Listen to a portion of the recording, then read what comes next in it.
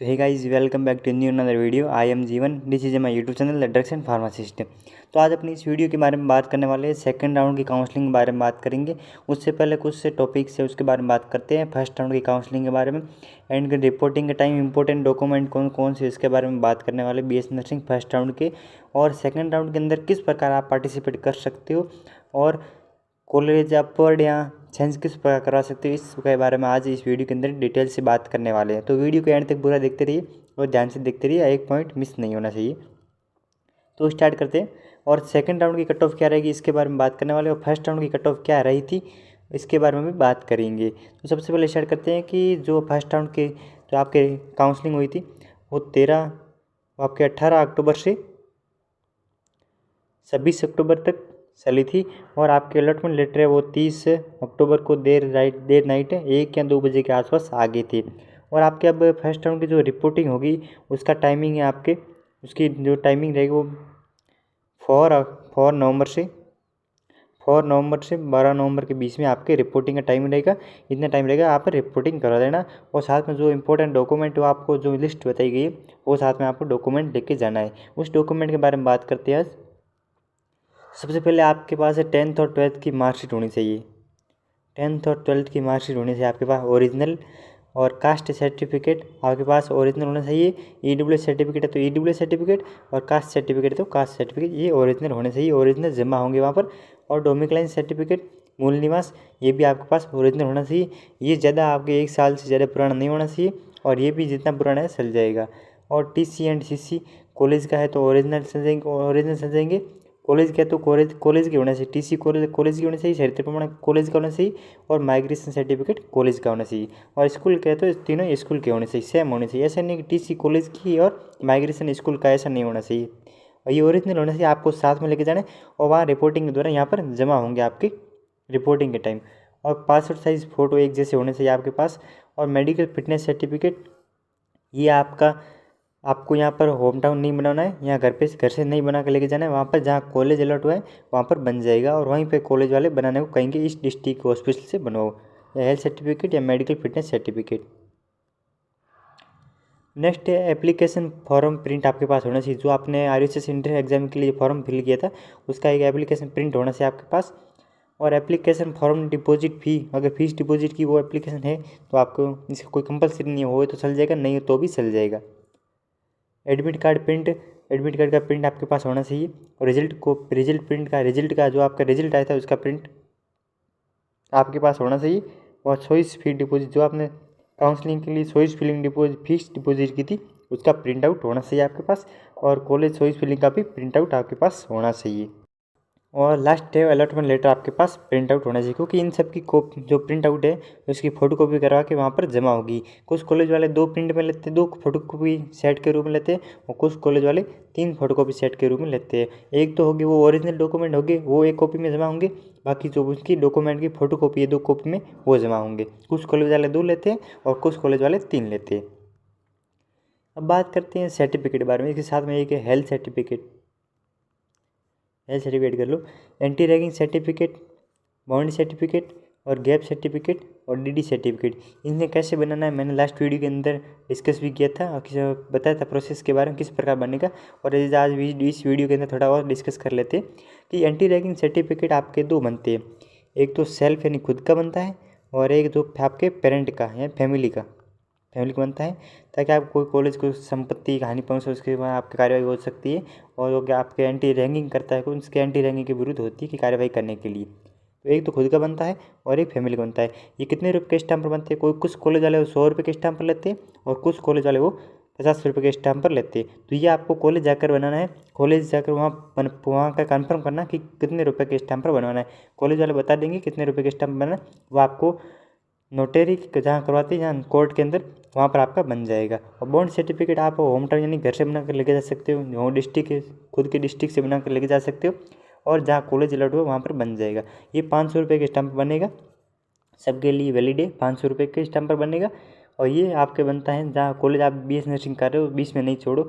20 में छोड़ते हो तो आपको 50,000 रुपये का दंड भरना पड़ता है। बाद में आपको ओरिजिनल डॉक्यूमेंट दिए जाएंगे, इसलिए ये बनता है। और गैप सर्टिफिकेट जिसके गैप है 12th के बाद गैप है तो उसके लिए गैप सर्टिफिकेट ये कितने रुपये के स्टैम्प पर बनेगा ये आपको कॉलेज वाले बता देंगे, और उसके बाद ये कॉलेज जाकर ही बनाना है। और डीडी डीडी आपको फीस डिपॉजिट की ओनली फॉर गवर्नमेंट कॉलेज के लिए होती है। गवर्नमेंट कॉलेज के अंदर फीस ओनली फॉर डीडी के रूप में जमा होती है।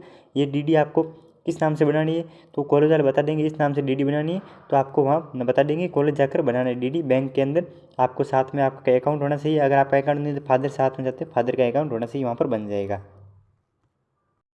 और हेल्थ सर्टिफिकेट वहाँ के जहाँ कॉलेज अलॉट हुआ है वहाँ डिस्ट्रिक्ट हॉस्पिटल के अंदर बन जाएगा। तो ये थे आपके। और एंटी रैगिंग का आपको बता दिया, एक तो सेल्फ यानी खुद का होता है और एक पेरेंट का होता है। और कितने रुपये के 100 या 50 रुपये के स्टैम्प पर बनता है वो आपको कॉलेज से डिस्कस करके बना लेना है। और हेल्थ सर्टिफिकेट ये जहाँ कॉलेज अलॉट हुआ है उसके डिस्ट्रिक्ट हॉस्पिटल के अंदर बन जाएगा। ज़्यादा टाइम लगेगा, कम से कम आधा घंटा लगेगा, 30 मिनट लगेगा, 40 मिनट लगेगा, आपका बन जाएगा। और डीडी आपको जिस कॉलेज के नाम जिस कॉलेज जो जहाँ कॉलेज अलॉट हुआ है किस नाम से बनानी वहाँ से काउंसलर होते हैं जो वहाँ से कंफर्म करके उस नाम से डीडी बना लेना। ऐसे नहीं कि घर से बना के लेके जा रहे हो अपनी मर्जी, ऐसे नहीं करना, वहाँ जाकर कंफर्म कर लेना, वहाँ का बन जाएगा। आपके 30 मिनट या 15 मिनट लगेगा, आपको हाथों हाथ बैंक के अंदर बना कर दे देंगे। गैप सर्टिफिकेट जिसके गैप है उसको गैप सर्टिफिकेट बनाना है 50 रुपये के स्टैम्प पर, या कुछ कॉलेज वाले 100 रुपये के स्टैम्प पर लेते हैं। तो ये कंफर्म करके कॉलेज जाकर बनाना, कॉलेज में बन जाएगा। कॉलेज के नहीं, कॉलेज वाले बता नहीं, कॉलेज के अंदर कोई भी डॉक्यूमेंट नहीं बनता है। कॉलेज वाले कहेंगे इतने रुपये के स्टैम्प बनना है तो आपको नोटरी के पास या कोर्ट के अंदर चले जाना है, वहाँ पर आपको बना दे देंगे। और बॉन्ड सर्टिफिकेट सबको 550 रुपये 500 रुपये के स्टैम्प बनाने हैं, जिसके बाद ये कोर्ट के अंदर बन जाएगा। और होम टाउन से बना कर लेगा तो भी चल जाएगा, और यहाँ से बनाते हो तो भी चल जाएगा। फर्स्ट राउंड होता है ना, जो आपका फर्स्ट राउंड होता है उसके अंदर 70% सीट है वो फिल हो जाती है गवर्नमेंट कॉलेज के अंदर चाहे प्राइवेट कॉलेज के अंदर। तो फर्स्ट राउंड की कट ऑफ क्या रहती है इसके बारे में बात करते हैं। तो जनरल के अंदर कट ऑफ रहती है वो आपके 80 या 80 प्लस रहती है, ऑलमोस्ट इतनी रहती है फर्स्ट राउंड के अंदर। और ओबीसी के अंदर कट ऑफ रहती है वो फर्स्ट राउंड की कट ऑफ रहती है वो 74 प्लस रहती है। कुछ इसी एक या दो नंबर ऊपर नीचे हो सकता है, बाकी काफ़ी को मिला है जिसने बेस्ट चॉइस फिल की उसके डिपेंड करता है किसी प्रकार। जनरली कट ऑफ रहती है 74 या 73 प्लस रहती है। और एमबीसी या ईडब्ल्यूएस कैटेगरी का है तो इसकी कट ऑफ रहती, और ओबीसी की सेम रहती फर्स्ट राउंड की 73 प्लस रहती। या फिर किसी को डाउन जैसे 60 पर मिला है कि 65 पर मिला है, ताकि इसकी कट ऑफ डाउन रहती। तो और SC/ST की इसकी कट ऑफ थोड़ी डाउन रहती, कम नंबर वालों को भी मिला है, क्योंकि फर्स्ट राउंड के अंदर कट ऑफ इसकी इस बार हाई रही थी। काफ़ी कुछ स्टूडेंट ऐसे हैं जिनके 80 मार्क्स है उनको भी कॉलेज नहीं मिला, क्योंकि उसने चॉइस फिलिंग के अंदर मिस्टेक इसलिए नहीं मिला। और कुछ स्टूडेंट जिसके 90 मार्क्स है तो भी उनको कॉलेज नहीं मिला, क्योंकि चॉइस फिलिंग के अंदर मिस्टेक करते हैं ना तो उसको कॉलेज नहीं मिलता है। तो मैंने आपको चॉइस फिलिंग का ध्यान रखना है। और कुछ ऐसे स्टूडेंट जैसे 37 आ रहे उसको भी गवर्नमेंट कॉलेज अलॉट हो गया है फर्स्ट राउंड के अंदर, क्योंकि TSP एरिया से होते हैं उसको कॉलेज अलॉट हो जाता है, कम मार्क्स है तो भी हो जाता है। अब बात करते हैं आपके सेकंड राउंड के बारे में। सेकंड राउंड के अंदर कब स्टार्ट हुआ सेकंड राउंड, और उसमें किस प्रकार पार्टिसिपेट कर सकते हैं। अगर फर्स्ट राउंड के अंदर गवर्नमेंट कॉलेज कोई भी कॉलेज ज्वाइन नहीं करते तो सेकंड राउंड के अंदर किस प्रकार पार्टिसिपेट कर सकते हो, और कॉलेज किस प्रकार चेंज करवा सकते हो, इन सब के बारे में आज ये वीडियो के अंदर बात करने वाले।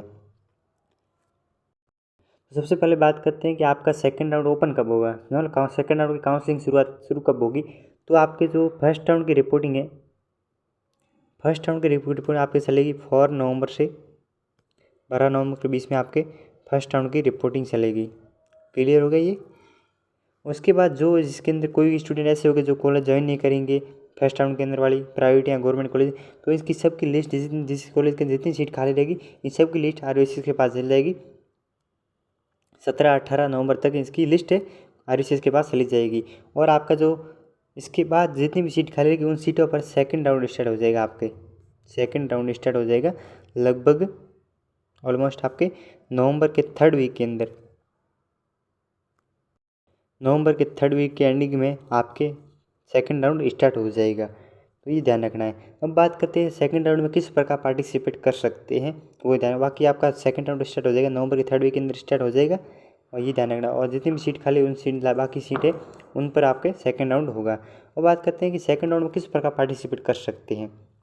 अगर आपको फर्स्ट राउंड के अंदर कोई भी कॉलेज अलॉट हुआ है, फर्स्ट राउंड के अंदर अगर वो आप ज्वाइन नहीं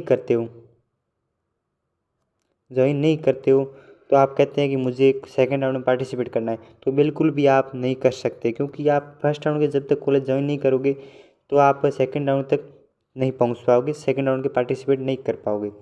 यदि आप फर्स्ट राउंड के अंदर जो कॉलेज अलॉट होती है उसे ज्वाइन करते हो और आपको कॉलेज पसंद नहीं है या उसका एनवायरनमेंट या फैसिलिटी पसंद नहीं आ रही, तो आप सेकंड राउंड के अंदर भाग ले सकते हैं। हाँ, बिल्कुल ले सकते हैं।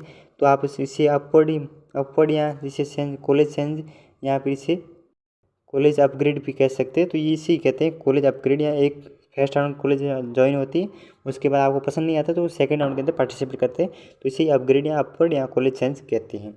अब वे कहते हैं कि मैंने फर्स्ट राउंड के अंदर भाग नहीं लिया है, तो क्या सेकंड राउंड के अंदर भाग ले सकता हूँ? हाँ, बिल्कुल ले सकता। अगर आपने फर्स्ट राउंड के अंदर भाग नहीं लिया है तो सेकंड राउंड के अंदर बिल्कुल भाग ले सकते हैं आप।